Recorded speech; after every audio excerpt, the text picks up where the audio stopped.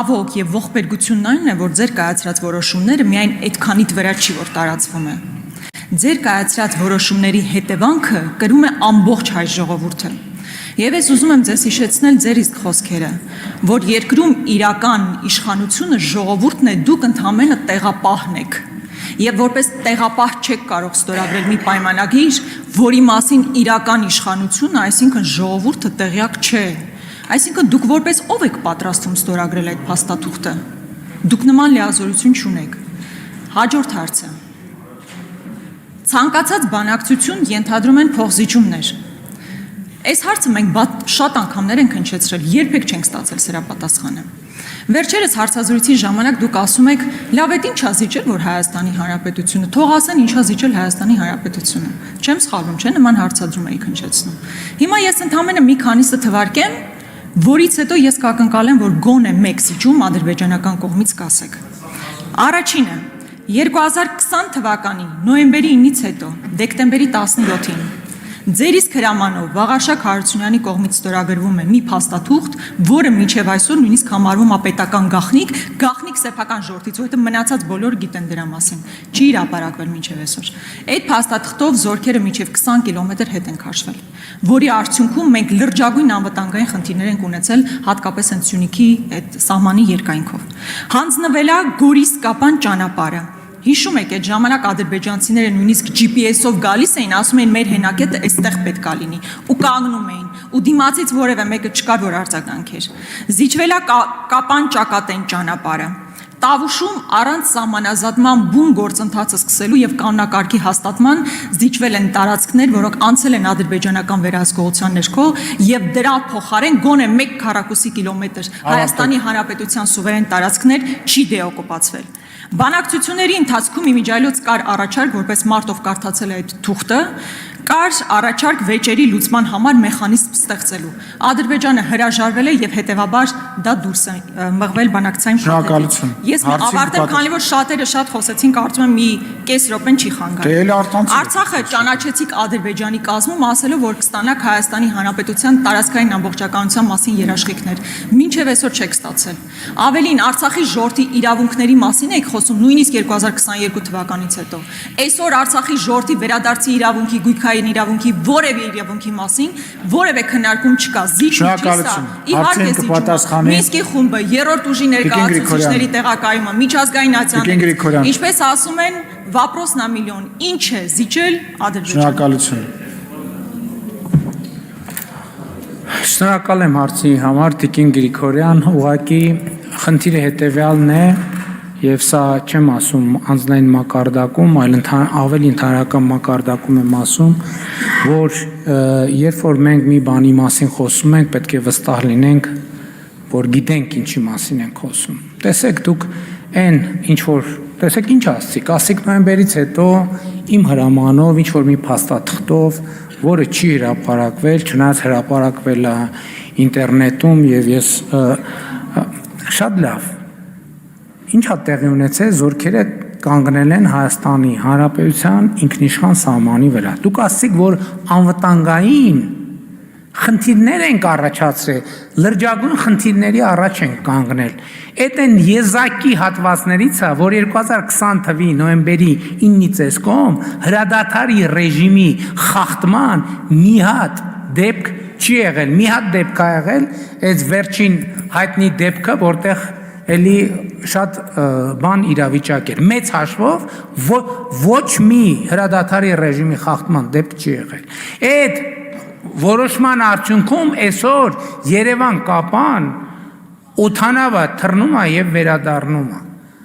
Այսինքն ես ինչի համար եմ այս օրինակը բերում։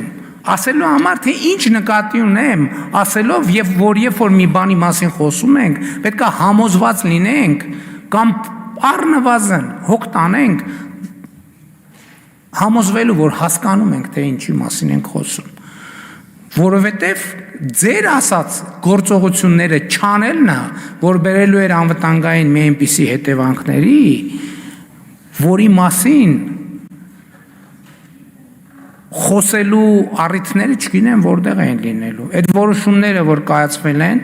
կայացվել են ճիշտ, կայացվել են հիմնավոր եւ կայացվել են ապահովելու համար անվտանգությունը եւ ծառայել են իրենց նպատակին, այս է ամենակարևորը, ծառայել են իրենց նպատակին։ Այդ հատվածում, որտեղ դուք ասում եք, հրադադարի ռեժիմի խախտման մի դեպք չի եղել 2020 թվականի այդ ձեր ասած որոշումը կայացնելուց հետո։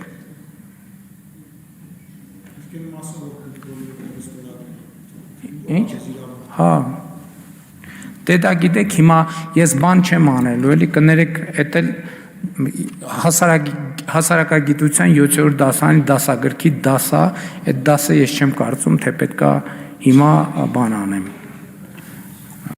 Տամ այդ դասը։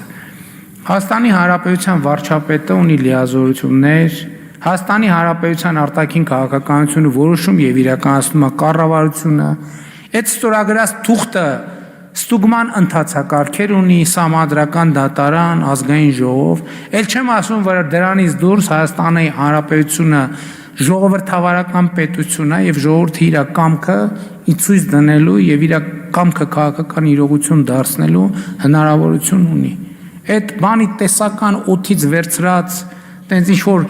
պաթոսով, բան ինչ, ինձ թվում է նիստից առաջ դոպինգ եք խմում, ինչ եք անում, որ գաք ստեղ տենց ինչ որ ցնցվելով, բանանելով, տենց ինչ որ բանի պաթոսի այդ օվերդոզից, այսինքն ինչ,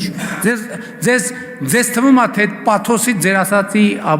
այսինքն մերկությունը թաքցնելու եք։ Եթե թվում է, սխալ է թվում։ Ձեզ համար շատ նորություն կլինի, որ այս երկրում, եթե մի մարդ կա, ում վերագրվում է որոշակի դեղեր խմելը, ապա դա դուք եք։ Դուք կոռեկտ արտահայտվեք։ Միակ բանը, որ կարողանում ենք խմել, այստեղ ջուրն է։ Հաջորդը։ Եթե ձեր իշխանության 7-րդ տարում դուք նոր սկսել եք կրթվել, դա դեռ չի նշանակում, որ դուք կարող եք մեղադրել ինձ կամ մի ամբողջ ժողովրդի, որ դեմ է, որ դուք գնաք ստորագրեք մի փաստաթուղթ, որի մասին որևէ մեկը տեղյակ չի։ Կրկնում եմ, ինչպես դուք եք ասել, դուք ընդհանրապես տեղապահն եք։ Հայտնեք իրական իշխանությանը, ինչ է տեղի ունեցել։ Հիմա ես ուզում եմ մեզ լսող քաղաքացիներին հետևյալն ասել. Ես իհարկե կարող եմ շարունակել խոսել նրա մասին, թե ինչ զիջումներ եք դուք իրականացնել, ու դուք ինքներդ շատ լավ գիտեք, որ այդ ցանկն անվերջ է։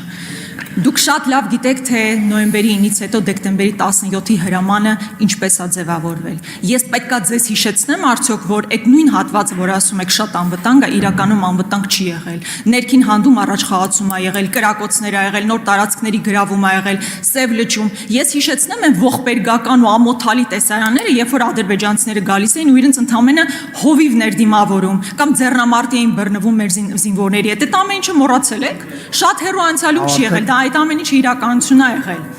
Եվ հաստատի չկարողացաք գոնե մի կետ ասել, որ Ադրբեջանը զիջում է։ Ու ամբողջ ողբերգությունը նա է, որ դուք ընդհանրապես խաղաղության մասին չեք մտածում։ Բացառապես թղթի մասին եք մտածում, որի վրա միգուցե խաղաղություն բառը կլինի, բայց ընդհանրապես վերարտադրման իրական նշանակություն կունենա։ Տիկին Գրիգորյան, դեղ խմելու մեջ ամոթ բան չկա։ Այսօր առավոտից գլուխս ցավում էր, դեղ եմ խմել։ Ճիշտն ասած իմ էլա ցավում, ուզեի նորից խմեի։ Առիթ էր լավ, լեգիտիմացրիք։ Տեղապահը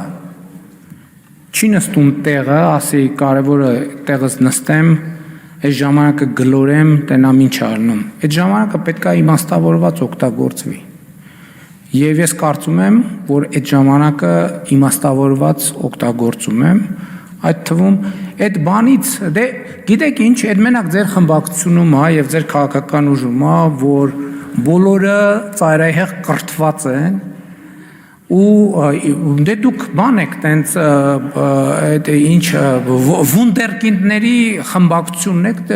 ձեզ դուք կարիք չունեք կրթվելու, դուք տենց էլ մնացեք այդ նույն կետի վրա։ Ինչ վերաբերում է պայմանագրի բովանդակություն, ասում եք մարդիկ չգիտեն, չկա տենց կետ, որի մասին մարդիկ չգիտեն։ Այդ սուտ fake տեղեկատվություն է։ Բոլոր կետերի մասին մարդիկ, բավար չգիտեք կետերի մասին, ինչ գիտեք, որ բան եք դա հայցեր ենք հետ վերցնելու։ Ինչ գիտեք։ Բա ինչ եմ հայտարարել։ Բա ինչի եմ հայտարարել այդ դեպքում։ Հայտարարել եմ, որ ոչ մեկ հանկարծ դրա մասին չիմանա։ Բա որտեղից գիտեք երրորդ կողմերի ուժեր կանգնելու են, թե չեն, որտեղից եք իմացել։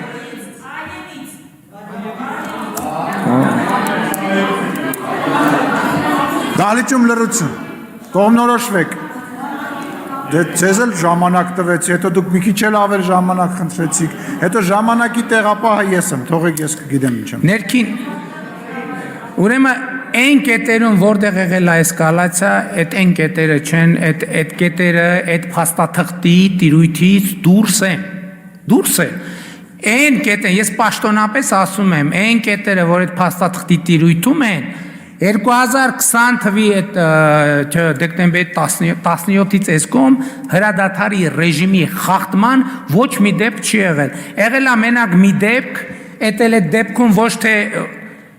մեր հովիվը ոչ թե դիմավորել է, այլ մեր հովիվը անցել է, սահմանը անցել է, շուն եւ այլն, հա? Չէ, դա այդ չի։ Ինչ վերաբերվում է ձեռնամարտին հովիվներին դիմավորելու, այդ հովիվներին դիմավորելու եւ ձեռնամարտի մասով մի շարք, այդ թվում բարձրաստիճան եւ նման դրվագներով բարձրաստիճան զինվորականներ քրեական գործերով անցնում են, դուք օրը մի քանի անգամ իրաց մասին խոսելիս ասում եք հերոսները։ Բա իրանց ինչի չեք ասում, այդ ինչ վիճակ էր այդ տարածքում, որ մի հատ էլ բանը հովիվները պետք է դիմավորեին։ Բա դուք ինչով եք զբաղված։ Բա դեր գործի անուն ինչ է։ Բա ինչի եք իրանց դարձնում քաղաքական հալածյալներ։ Ինչի չեք բան անում։ Բա այդ մեզ հələ առաջարկում եք գնդակահարել, այդ հասկացանք։ Բա իրանց ինչի չեք առաջարկում գնդակահարել։ Ինչի չեք, այդ դասալիքներին ինչի չեք առաջարկում գնդակահարել։ Այդ վախկոտ փախածներին ինչի չեք առաջարկում գնդակահարել։ Ձեր հրահանգով էին փախնում, որ Հայաստանում բան անեիք, քաղաքական պրոցեսներ հրահարեք, բա ինչի եք քաղաքական բանտարկյալներ կամ իրանց քաղաքական հալածյալներ համարում։ Լրություն դահլիճում, պարոն Մանուկյան, տեղից չենք խոսում։ Տեղից չենք խոսում։ Տեղից չենք խոսում։ Պարոն Օհանյան, տեղից չենք խոսում։ Պարոն Օհանյան, դադարեցրեք։ Լիլիթ Ստեփանյան։